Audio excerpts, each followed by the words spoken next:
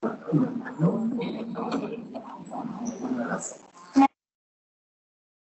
of the TSAC Board of Directors to order. Madam Secretary, will you please call the roll? Chairwoman Chrissy Freeland for Governor Lee. Present. Dr. Claude Presto.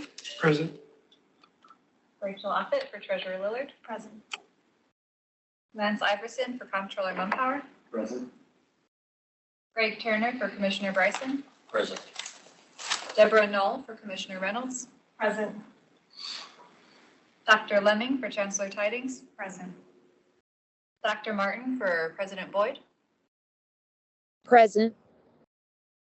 Jennifer Bird. Present. Cyrus Vatendus. Present. Apologies. Chairwoman, you have 10 members present and a quorum. Thank you. We are ready to conduct business. First item on the agenda is public comment. I believe we did not have any individuals that signed up. Is that correct, Director Gentile? That's correct. Yes. Okay, next item is adoption of today's agenda. Members, you should have a copy of it at your seat, and it is also posted online. Do we have a motion and a second to adopt the agenda? So moved. I second Linda Martin. Thank you. The motion is moved and seconded. Madam Secretary, will you please call the vote? Chairwoman Freeland. Aye. Dr. Presto. Aye. Ms. Offit. Aye. Mr. Iverson. Aye. Mr. Turner. Aye. Ms. Knoll. Aye. Dr. Lemming. Aye. Dr. Martin. Aye. Ms. Bird. Aye. Mr. Vatendus. Aye. Chairwoman, you have 10 ayes. Thank you. The motion is adopted. Next item is approval of the minutes of the September 27th, 2022 board meeting. You should have a copy of the minutes in your board packet. Are there any recommended corrections to the minutes? Seeing none, do we have a motion and a second? So moved. Second. The motion is moved and seconded. Madam Secretary, will you please call the vote?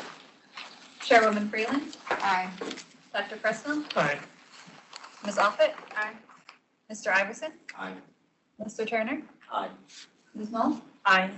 Dr. Lemming. Aye. Dr. Martin. Aye. Ms. Bird. Aye. Mr. Vatendus. Aye. Chairwoman, you have 10 ayes. Thank you. The motion is adopted. For the chair's report, I would like to introduce myself since this is my first meeting. My name is Chrissy Freeland, and I am the Senior Policy Analyst in the Governor's Office. I am also the Governor's new designee to this board. I am very much looking forward to serving alongside all of you. We also have a few new members to this board that I would like to recognize as well. Deborah Knoll, who will be serving as Commissioner Reynolds designee. Jennifer Bird, who is the new president of the Tennessee Association of State Financial Aid Administrators. Rachel Offit, who will be serving as Treasurer Lillard's designee for this meeting. And also Lance Iverson for Comptroller Mumpower. So welcome to you all.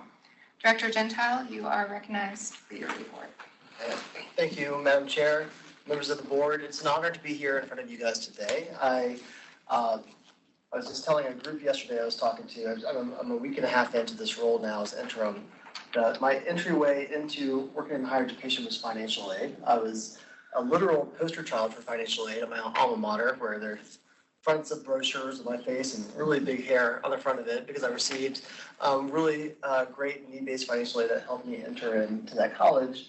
And then my first career coming out of college worked as a financial aid officer. And so very respective of what you guys do on the regular. I'm really happy to be here with you today. And talking to Mr. Abernathy a few weeks ago, looking at the materials that are in front of you today, I said I'd really like to focus on one thing in particular, and that is dual enrollment grant right now for my report. And so my presentation today is going to be brief, but it's going to be looking at kind of the theme of the last year at TSAC and tying that into dual enrollment grant. And before I proceed further, I want to thank Dr. Victoria Harpole, our Senior Director of Policy and Effectiveness, for helping put this analysis and policy. She's also my dual enrollment guru in many ways as well, and helping me understand the great awesomeness and complexity of dual enrollment here in Tennessee.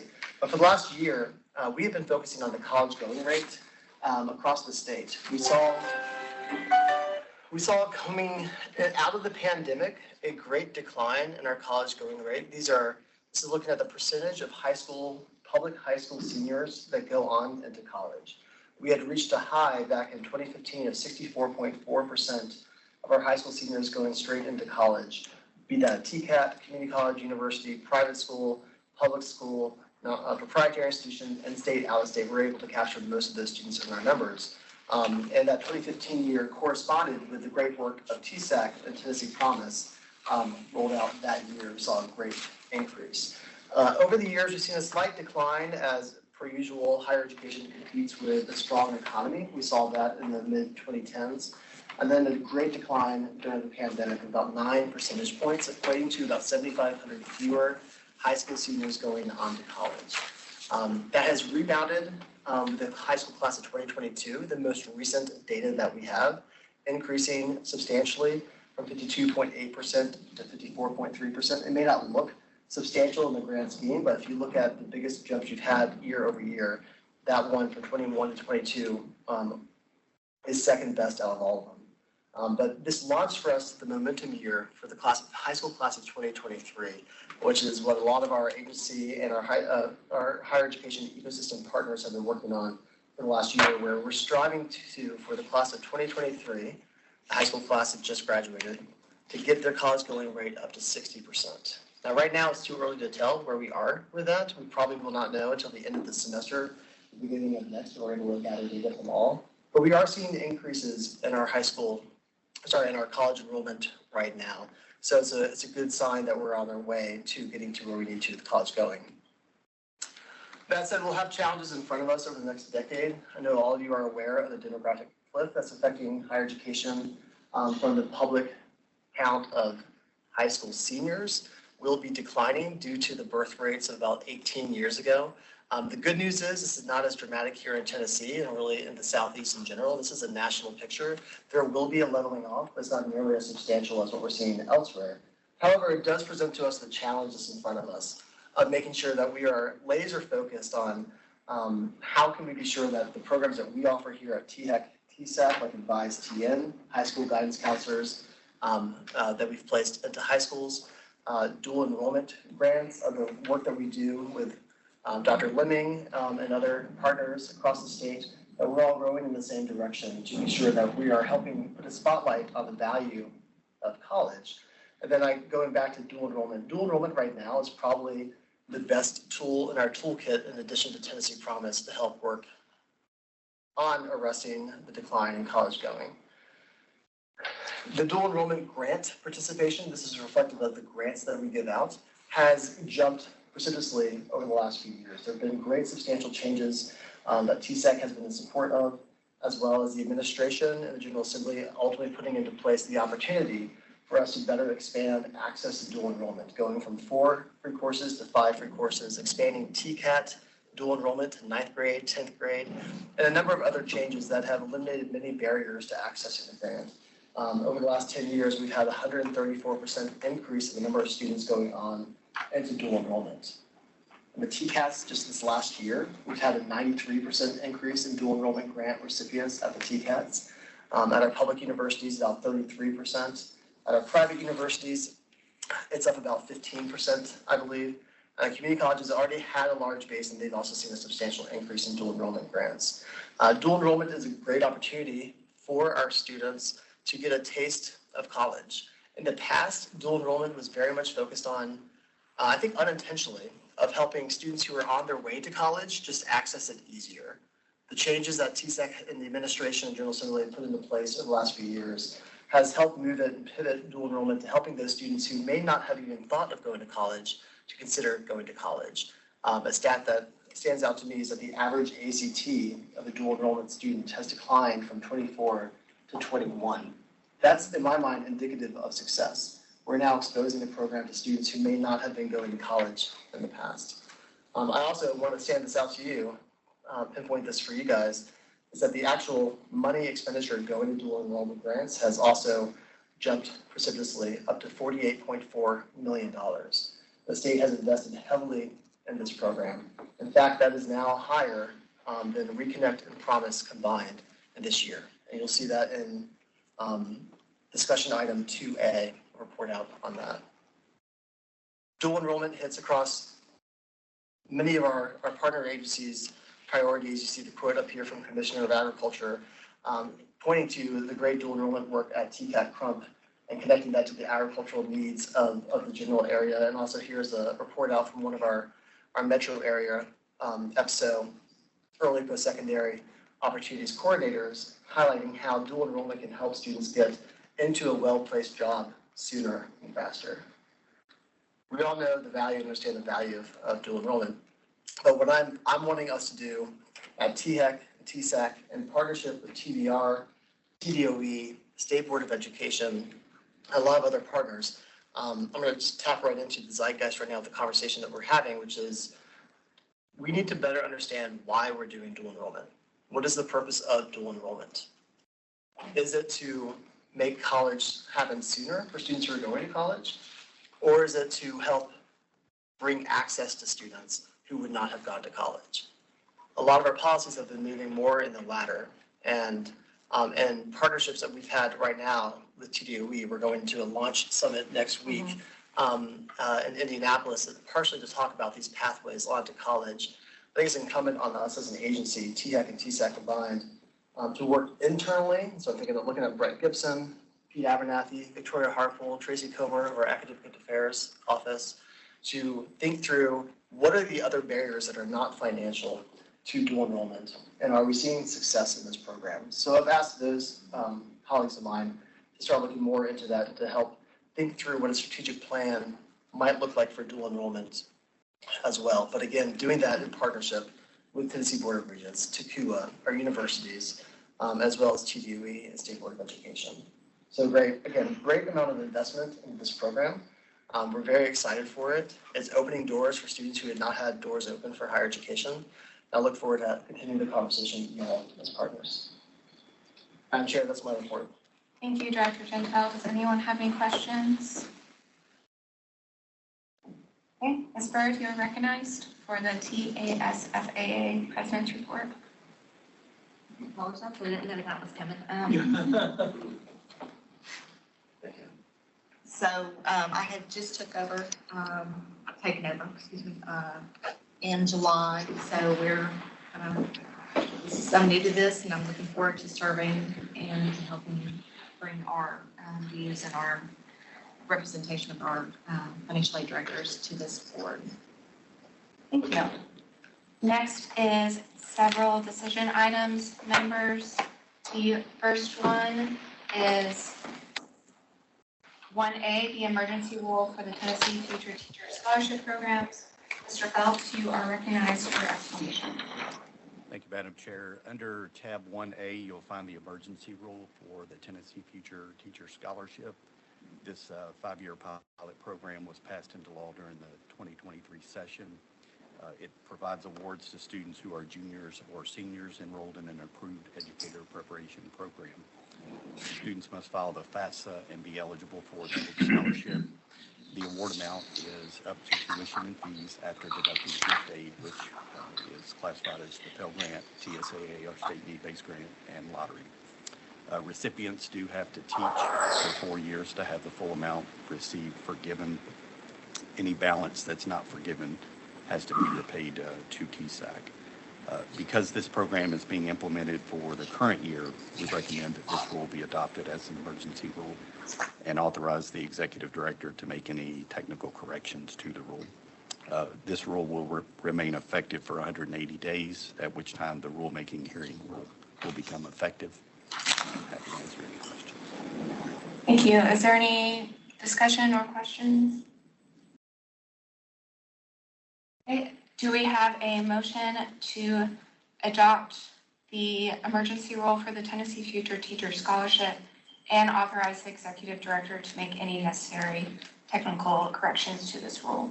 So moved. Do we have a second? Good. The motion is moved and seconded. Madam Secretary, will you please take the vote? Chairwoman Freeland, Aye. Dr. Presnell, Aye. Ms. Offutt, Mr. Iverson, Aye. Mr. Turner, Aye. Ms. Knoll, Aye. Dr. Lemming, Aye. Dr. Martin, Aye.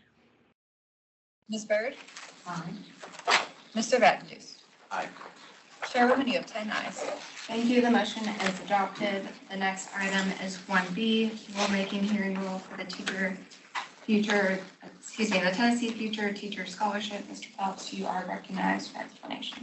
Thank you, Madam Chair. For decision item 1B, the emergency rule is identical, the rulemaking hearing rule is identical to the emergency rule, and it will become effective after the emergency rule expires in 180 days. Two items that I did want to mention. One, a rulemaking hearing was held yesterday on September 25th. No members of the public attended the hearing. No written comments were submitted to TSAC, and no modifications have been made to the draft rules since the hearing. Second, TSAC did consult with the Department of Education on the rules for the program, and we adopted several of the recommendations. We recommend adopting this new rule as a rulemaking rule and authorize the executive director to make any corrections. And happy to answer any questions. Thank you. Is there any discussion or questions? Okay. Is there a motion to adopt as a new rule, Chapter 16400132, and authorize the executive director to make any necessary technical corrections to this rule? Motion to approve. Second. It is moved and seconded. Madam Secretary, will you please take the vote? Chairwoman Freeland, Aye. Dr. Presnell, Aye. Ms. Offutt, Mr. Iverson, Aye. Mr. Turner, Aye. Ms. Knoll, Aye. Dr. Lemming, Aye. Dr. Martin, Aye. Ms. Byrd, Aye. Mr. Vadendues. Aye. Chairwoman, you have 10 ayes. Thank you. The motion is adopted. The next item is 1E, the TSAC employee policy. Mr. Abernathy, you are recognized for explanation. Thank you, Madam Chair. So in May of this year, TX, the commission approved a series of employee policies, staff policies for THEC, and the intention there was eventually for TSAC's board to be presented with these same policies and to adopt those for the TSAC side of our operation, of our agency.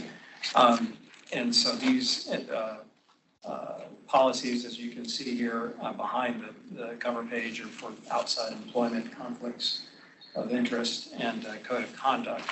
Again, these are identical then to what was adopted for THEC. These are just to align the policies together for both sets of employees. So that's our recommendation. Thank you. Is there any discussion or questions? Do we have a motion and second to approve the TSAC employee policy? Motion to approve. Yes. The motion is moved and seconded. Madam Secretary, will you please call the vote? Chairwoman Freeland, Aye. Dr. Presnell, Aye. Ms. Offutt, Aye. Mr. Iverson, Aye. Mr. Turner, Aye. Ms. Knoll, Aye. Dr. Lemming, Aye. Dr. Martin, Aye. Ms. Byrd, Aye. Mr. Vadendues. Chairwoman, you have 10 ayes. Thank you. The motion is adopted. The next item on our agenda is 1D, the Tennessee Promise Scholarship Special Advisory Committee. Mr. Snyder, you are recognized for explanation. Thank you, Chairwoman Freeland and members of the board. Pursuant to Tennessee Code Annotated 494708, Tennessee Promise Special Advisory Committee is charged with eliminating barriers to access to scholarships and holding the mentoring organizations to the highest standards. The action before you today would update the membership of this Special Advisory Committee comprised of regional and statewide college access organizations. I would recommend approval, and I'm happy to answer any questions. Thank you. Is there any discussion or questions? Do we have a motion to approve the recommended member organizations for the Tennessee Promise Scholarship Special Advisory Committee? So moved. Do we have a second? Second. The motion is moved and seconded. Madam Secretary, will you please call the vote? Chairwoman Freeland, Aye. Dr. Presnell, Aye. Ms. Offutt, Mr. Iverson, Aye. Mr. Turner, Aye. Ms. Knoll? Aye. Dr. Lemming? Aye. Dr. Martin? Aye. Ms. Byrd? Aye. Mr. Vanderjust? Chairwoman, you have 10 ayes. Thank you. The motion is adopted. The next item on our agenda is decision item E, the Tennessee Promise County assignments. Mr. Snyder, you are recognized for explanation. Thank you, Chairwoman Freeland. So TSAC rule requires that TSAC present to the board any changes to county assignment, partnering organization county assignments, forgive me.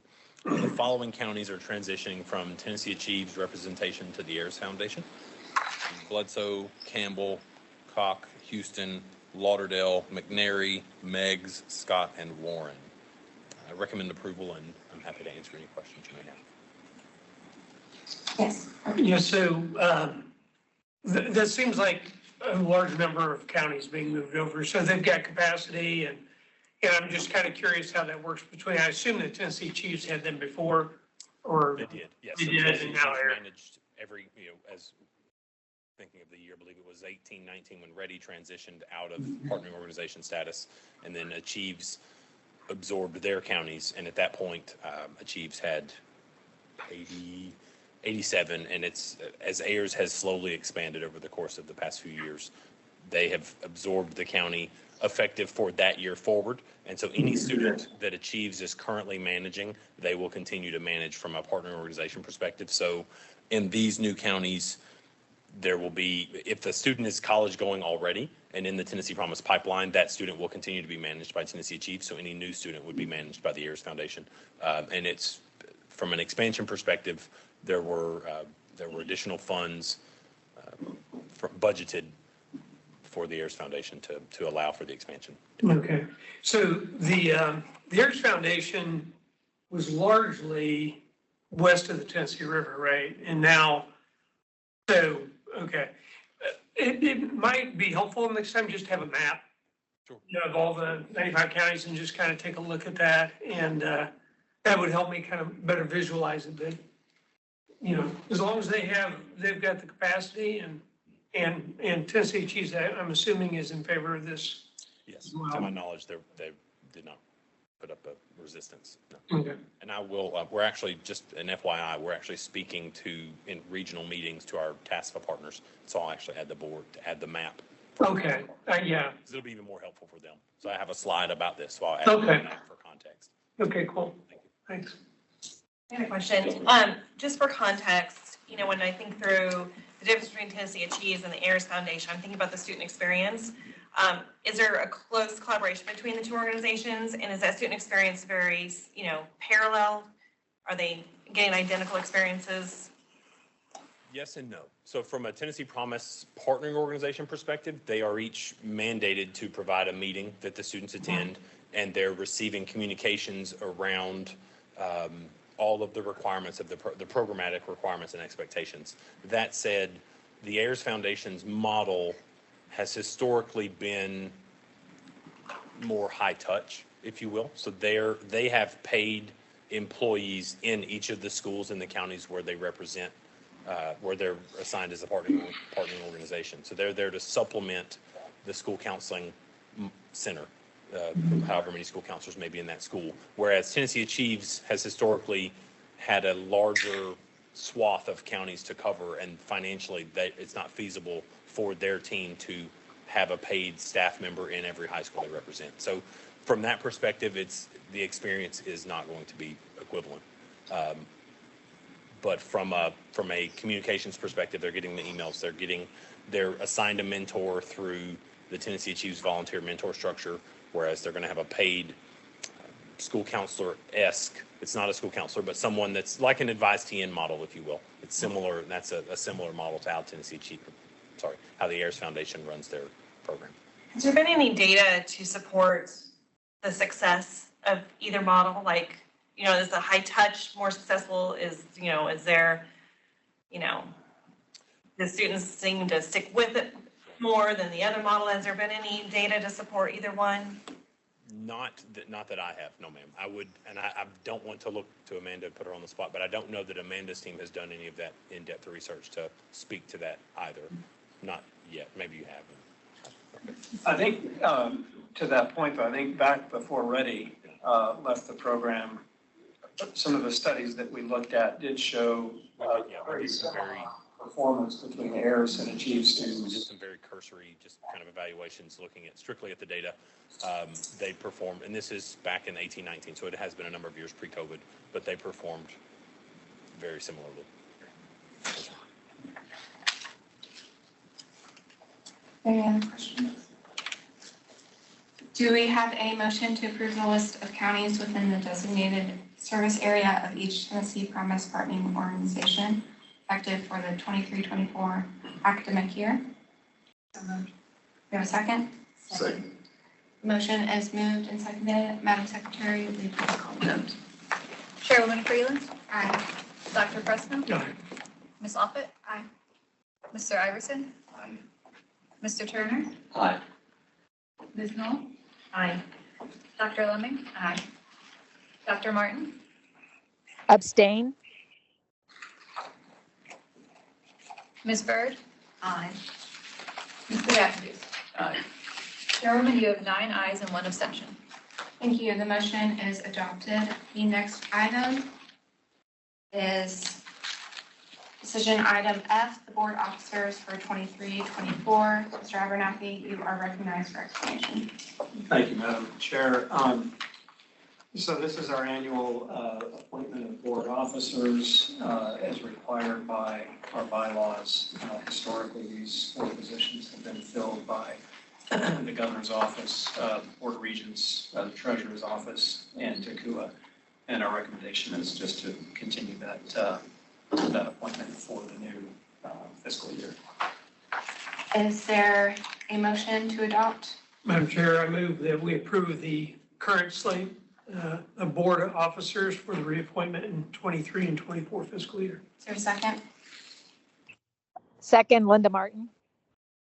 Is there any discussion before we vote? Madam Secretary, can you please call the vote? Chairwoman Freeland, Aye.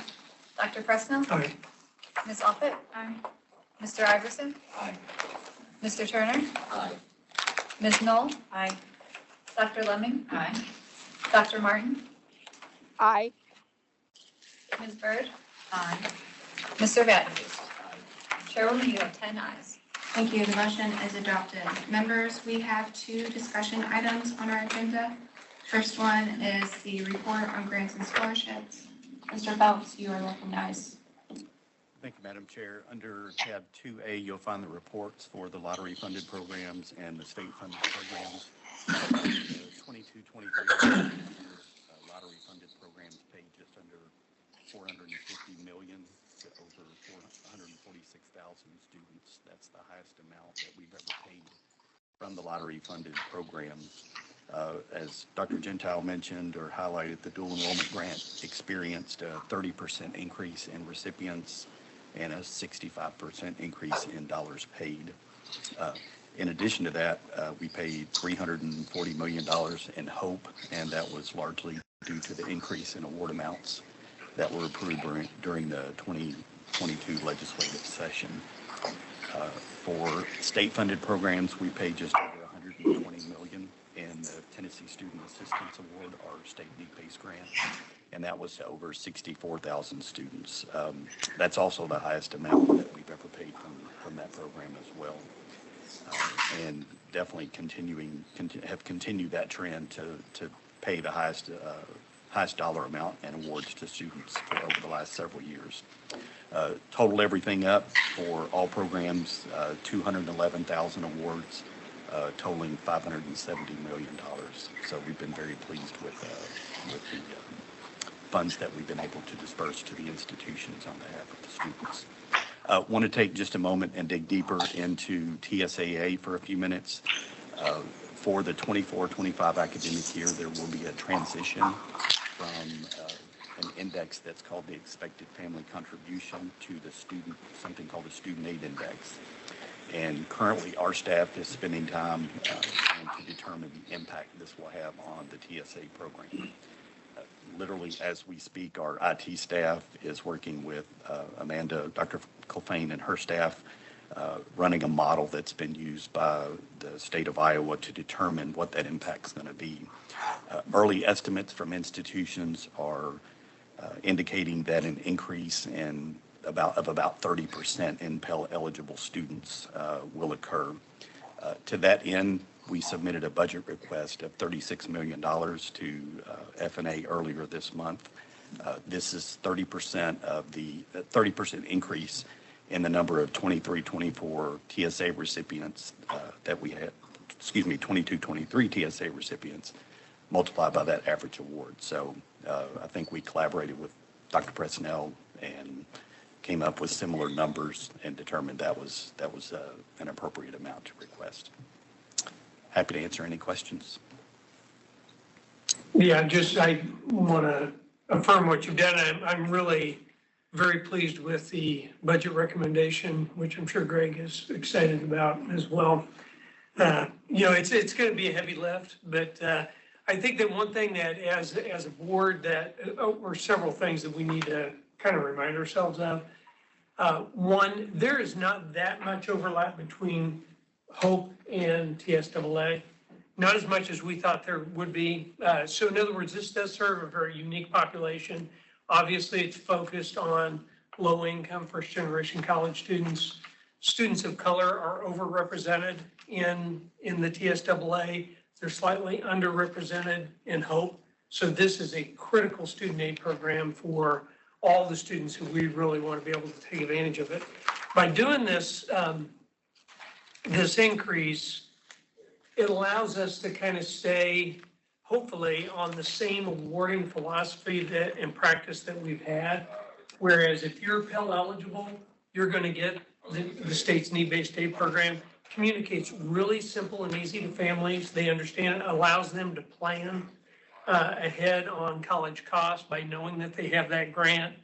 And so anything we can do to kind of keep that, we've been working toward that for probably 2 decades to get to that point. We finally reached it 21-22. And now with the changes at the federal government on the FAFSA that's changing that index, we may lose some ground if we don't get that increase. Now, we've got some good reserves that are going to help us with it, but the point is the reserves are one time and the need is recurring. So I'm just incredibly pleased with the budget request, and TACUA is going to do everything we can to help those students in the state get to the college that best fits their needs. Okay. I got another question. Are you going to do more on HOPE? Or is that it? That was it. Okay. So where are we now on HOPE in terms of the expenditure side and then the revenue side? What's the difference between those two things? Because obviously legislators can get an appetite if there's a dime left on the table to add a new program that costs $50 or something. So where are we on that differential? And I think Pete is bringing up a spreadsheet that we maintained on the revenue versus expenditure side. Are you pulling that up? How'd you know? Just checking his email. Psychic. But yes, so, and I think, I'm trying to remember if we had all of the final numbers for FY23. Do you have it right in front of you? Yeah, so the net lottery proceeds for this past fiscal year, Greg, check me on this if this sounds familiar to you, but I think what we received last was $497.4 million in the net lottery proceeds from the Lottery Corporation. Our expenditures on HOPE, all of the lottery-based funded programs, as well as, which would include Reconnect, not Promise, but just all the other purely lottery-funded programs and admin is $436.3 million. Now, in addition to the lottery transfer from the corporation, we also received almost a little over $65 million from the privilege tax, 80% of the privilege tax that comes from sports wagering. So the combination of those two, less the expenditures resulted last year in about 127 million. Less over. Less, yes, that has Okay. been transferred to Promise. Okay. I would encourage TSAC to figure out ways to, what's the best utilization of those funds in light of the goal of to try to increase access. And I'm thinking about the dual enrollment piece. I know there have been conversations with the Board of Regents on middle college that we are in some agreement, then we're not in agreement. So but I'm just trying to figure out ways, what would be the best strategic use of those funds to be able to assure that needy students get into college, to break that cycle of poverty, increase, our workforce readiness as a state, I think would be things to be thinking about. The legislature is going to be thinking about it, but they may not be thinking about it in that way. And so just encouragement. I agree. I think one thing that we need to be very careful of as we move forward on that is just a coordinated effort with all of the parties involved, because what we have in terms of revenues can be very unpredictable, especially on the Promise side with the earnings, where we've had, $100 million increase one year and a $100 million loss the next sort of thing. So there's a lot of uncertainty with some of these revenues. We just need to be very careful about committing ourselves to recurring expenses. Totally agree. Yeah. Yeah. We've had some preliminary discussions about potential legislation, so nothing concrete yet, but it's kind of. Okay. Well, I would certainly be in favor of bumping the freshman, sophomore level up and have it an equal amount across their college experience. So, surprise to everybody in the room, I'm sure.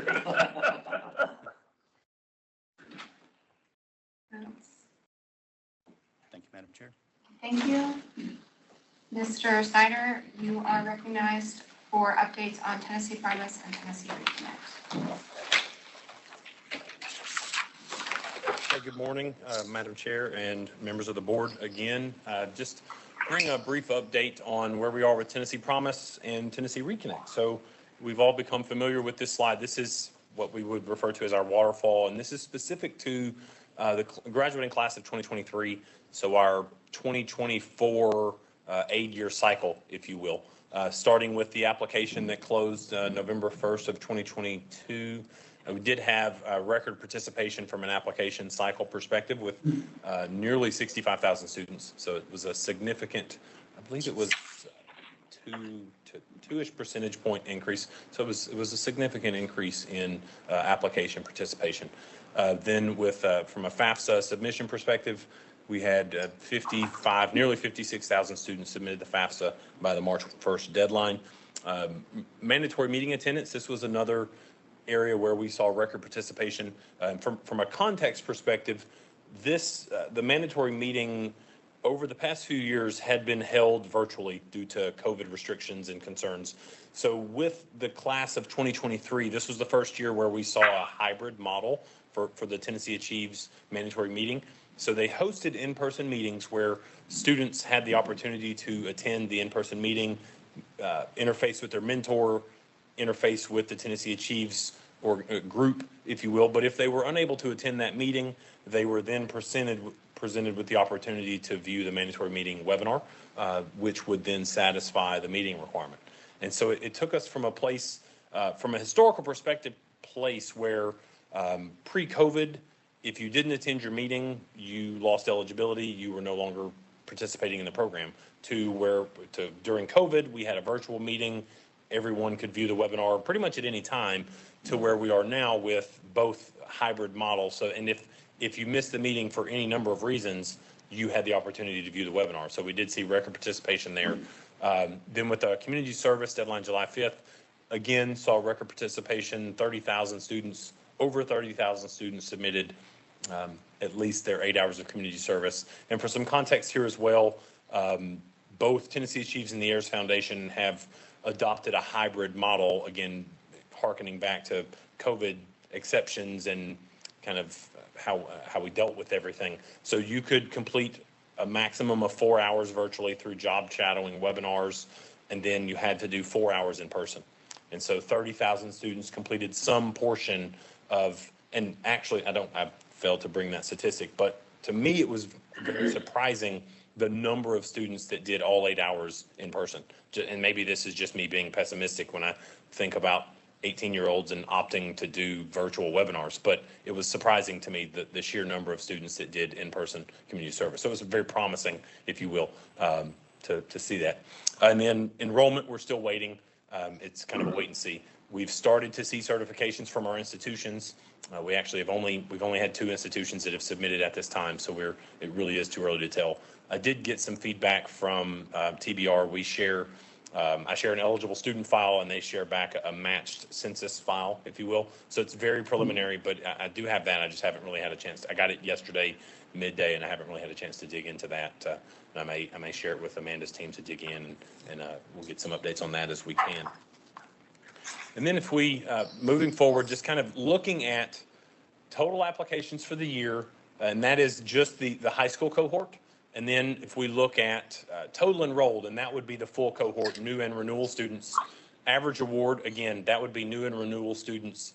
But the average award also includes students that didn't receive any funding. So what we would consider a student that's certified in the system as tuition and fees paid by gift aid. So it would be a student whose gift aid covered the cost of tuition and fees. So roughly 50-ish% of the population fits into that category of not receiving an award.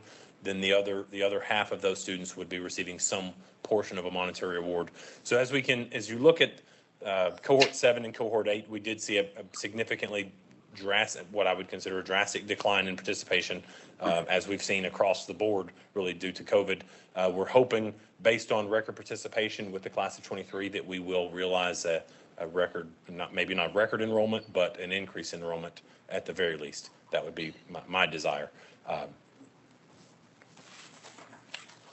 And then looking at, I clicked one too far. So just a general update on student success. Again, cohorts 4 and 5, we did see some declines in graduation and still enrolled. And this is based on their 5-semester success rates. Okay, so this would be at the point at which they lose eligibility for Tennessee Promise, as we're looking at this from a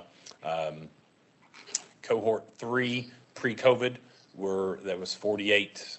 I'm just trying to do math in my head. It's roughly 49%, 48%, forgive me, of the cohort was what we would consider successful, having been still enrolled or graduated. And then cohort 4, which would be the 2019 cohort, we're at about 47, and then back down or on down to 46%. So again, this is something that we continue to monitor. Yes, sir.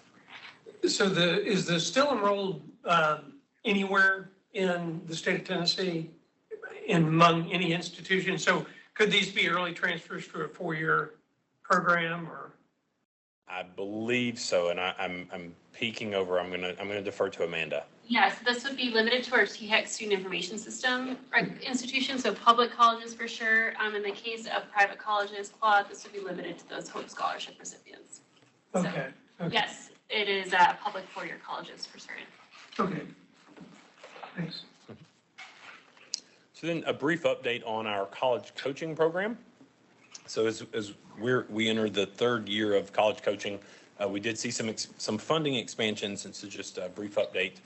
Nearly 43% of the population so it's roughly 10,000 students, what we would consider at-risk students, received some level they participated in the college coaching program through Tennessee Achieves and the Ayers Foundation during the 22-23 academic year. And 87% of those students who were participating in the coaching retained eligibility from fall to spring. So when we compare that to students not receiving coaching, it's a roughly 16 percentage point difference in retention of eligibility fall to spring. So it is significant. And then of those students participating that were at risk and coached, 84% of them are attending our community colleges or TCATs. And then from the completion grant perspective, nearly $2 million were dispersed in the 22-23 academic year to just over 3,500 students. And the completion grant recipients must participate in the college coaching program to be eligible. They must also have a 0 EFC. So these are our highest need students currently, just based on funding issues, funding concerns, right? So limitations. So the average grant to the student was $571, and this could be over multiple grants. So if I was looking at it, there were, I believe it was 11,000 grants on the whole, but as I broke it down to just the single instance of students, it was 3,500 students with the average grant of $571. Nearly 50% was on food and housing insecurities and issues presented in that area. 43% of those were on transportation, and then 12% were for books, supplies, or class-specific fees. And those supplies could, in some instances, include computers. So it'd be books, supplies, computers. Yes, sir. Can you tell us a little bit more about, one, how the recipients know about it? How do they go about applying for it? And, because I could see a lot of people saying they'd be embarrassed to get it or they don't want to go get it. And how do we make it easy for them to get it to meet a real need? Sure. So the communications around the completion grants they're coming from the partnering organizations. So Okay. they have developed their pipelines to communicate directly with the student. They've instructed the student on how to submit the form to request assistance. And then the partnering organizations are communicating directly with the institutions to facilitate the transfer of funds. If it's for books and supplies, if it's for food, they're getting a food card, if you will, a Walmart gift card to the student, or a gas card if it's for gas. I absolutely agree that there are concerns. I would think there are concerns around asking for money. Yeah. Absolutely. So do all the zero EFC students, are they made aware of this Yes. work? Okay. They're participating in the coaching program. They are made aware of the eligibility for the grants. Okay, Now, are they all able to receive the grants? I would correct, yeah. say no. That would be, yeah. And then as we look at Tennessee Reconnect, so looking at from inception, 1819 to now, as we look at applications, one interesting thing to look at here is the class of 22-23. So our fifth cohort, we did see a significant increase in applications. And I've triple checked this with our support team because when I was looking at it, I wasn't certain that I was believing what I was seeing. But one of the things the only thing that I can see to explain that is as we automate renewal records in the FAST system for every student who has participated in a prior year, the timing of when we automated them for the fifth cohort is part of what in my head I'm using to justify a larger number of applications. Because I presented Pete and Tim with a smorgasbord of data for this table. And so one of the things I presented was new applicant numbers. And so just to save you all the data and not make it such a busy screen, one of the things that I found interesting is over the course of the program since inception, we have seen a steady decline of new applications. So new applications were at roughly 20,000 for the fifth cohort. So what we would then be looking at is roughly 35,000 renewal applications, which is in the neighborhood of normal, but it just, on the face of it, it looks like a much larger number of applications. So I just wanted to point that out. Total enrollment, we have seen a steady decline in that instance as well. Our average award has remained reasonably steady. We did see a slight uptick. And then expenditures, we have seen a steady decline as well. So, yes, ma'am. With your total enrolled, is that counting if they get any dollar amount? So that would be $0 amount in paid. So it would be all students, yes. So if we were to look at paid students, it's roughly, for cohort 5, it's nearly 8,000. It's like 7,790 that were paid $1 or more. So then it would be about 5,000 that were not paid, or zero paid, if you will. If I can, Mr. Snyder, just to highlight that these numbers here reflect what we're seeing also in higher education. And I was at TDR board meeting just last week, and the conversation about adult enrollment came up. It has been declining substantially, in part because of the pandemic. But even as we come out of the pandemic, higher ed will always compete with a strong economy, a strong jobs economy, which is where we are right now. The adults, the trick is making sure that's not what we're leaning into, and that we identify, and I know Heidi and her team and Jessica Gibson on our team here are looking through what are the best ways to help the students who are even in a good economy access college to help reskill themselves as well. But these declines are not surprising to me, just seeing the general picture in Tennessee and across the country with adult youth. Other questions? Yes, sir. Any comments? Sir. One thing that seems important when taking all this together, lottery funded programs and the promise investment funded programs is the coordination that Mr. Abernathy described earlier.